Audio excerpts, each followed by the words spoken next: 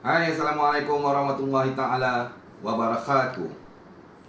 View rendah apabila Ashabul Kahfi menjadi topik perbincangan, menjadi topik bualan di merata tempat, apabila Perdana Menteri yang memberi lontaran kupasan cara beliau ketika di hadapan penjawat-penjawat awam.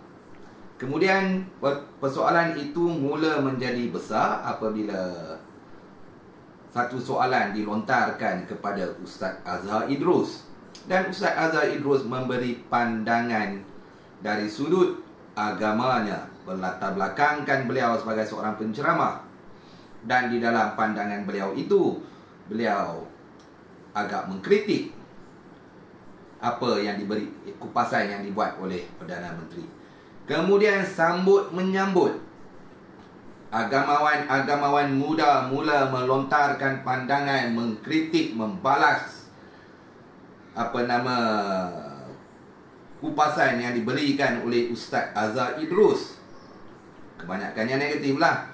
Ada pula dari agamawan-agamawan lain yang pula menyokong. Kononnya Ustaz Azhar Idrus itu seorang pakar dalam ilmu fiqh. Apapun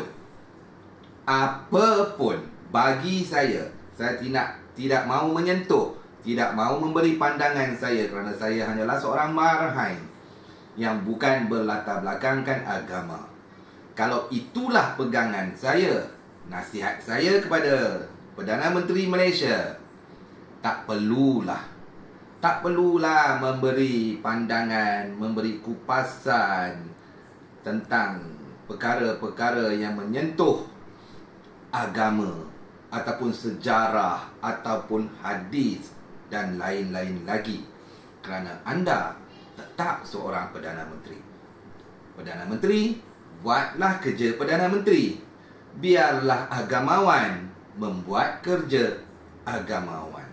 Kerana walaupun seorang Perdana Menteri menunjuk kebolehan dengan berbahasa Arab, dengan mentafsir ayat-ayat tertentu, memberi pandangan ataupun kupasan tentang cerita-cerita tertentu, ia tidak menambah pun penghormatan rakyat Malaysia kepada anda, kerana itu bukan bidang anda.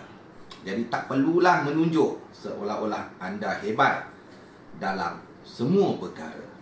Yang penting kepada Perdana Menteri, perut rakyat, tangani masalah kos sara hidup rakyat, bukannya sibuk kepada bidang-bidang yang bukan bidang beliau.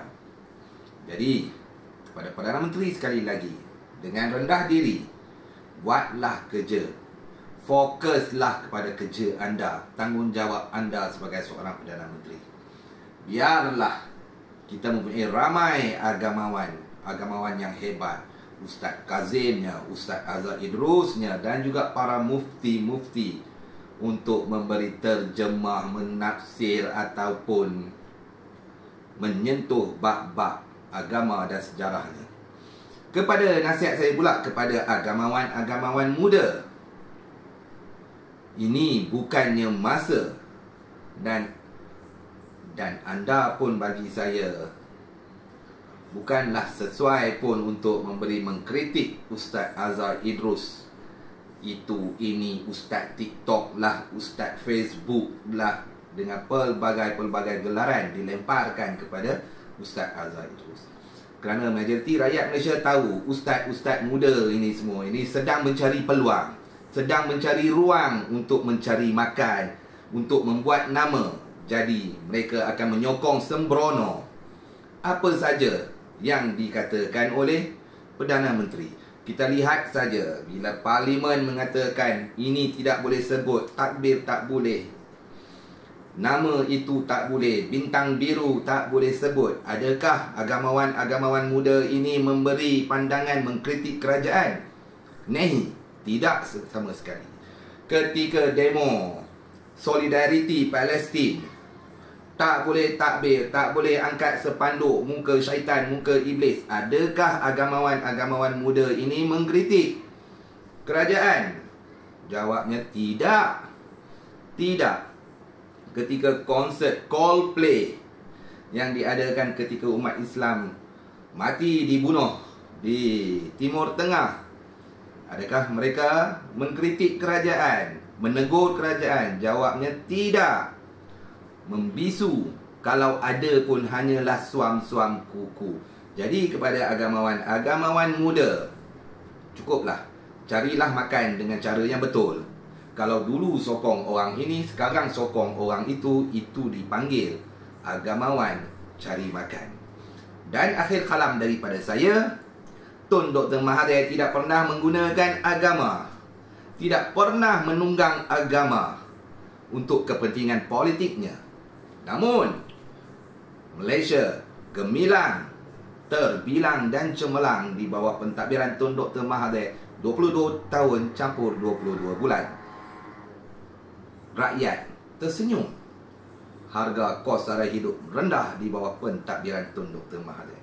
Jadi kepada Perdana Menteri, tak perlulah menunggang agama. Jadilah seperti Tun Dr. Mahathir. Agama, biarlah agamawan yang bercakap, yang berkata.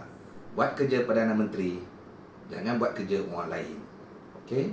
Jadi kepada anda semua, ini mungkin video terakhir saya di tahun 2023. Mohon ampun dan maaf jikalau ada tersalah bahasa, terkasar kata sepanjang tahun 2023 ini yang mengguris hati dan perasaan anda. Saya mohon ampun dan maaf.